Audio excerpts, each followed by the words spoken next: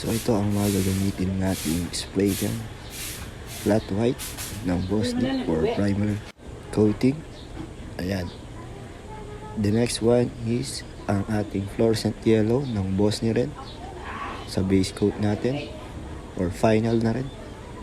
And lastly, for the top coat, samurai, gumamit ako ng flat clear ng samurai paint para mas matibay. Okay, to achieve the fluorescent yellow flairings. At kung bago ka lang sa aking YouTube channel, please consider to like and share. Mag-subscribe ka na rin sa aking YouTube channel kung gusto mo ang mga ganitong klase ng videos para updated ka na rin sa mga latest uploads ko. Ito naman yung flairings ng motor ko. Actually,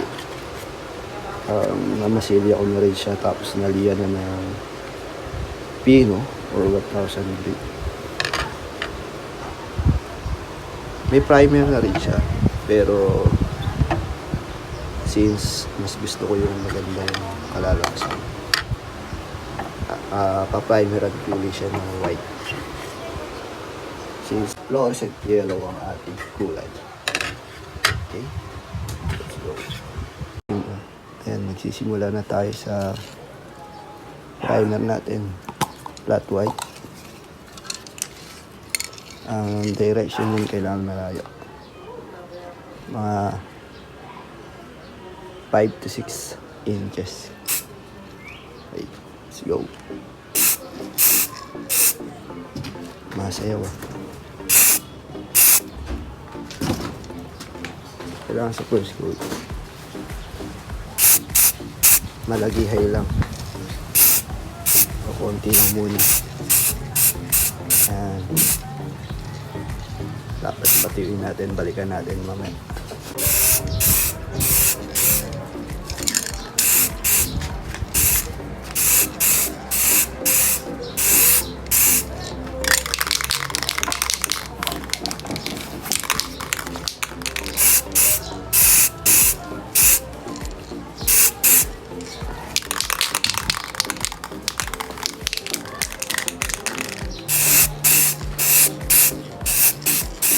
After first and tin coating of flat white, let it dry for 15 to 30 minutes. Ayan, mag-primeran na natin sila ng white.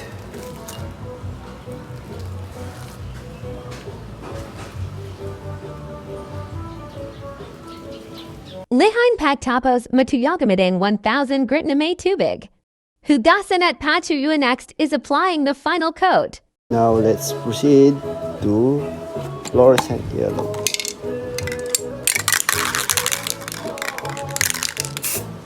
Oh, wow. Feeling ko maganda kalalabasan na yan. Wow. Ayan. Set.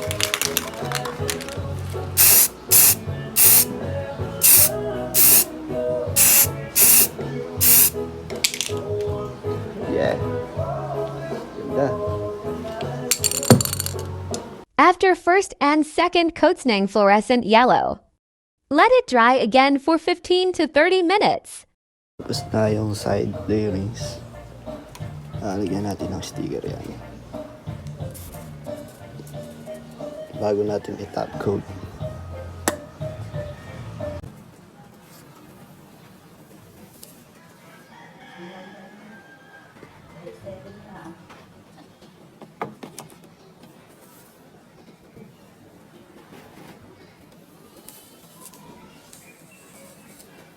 Yun, no? Satisfying yung loads.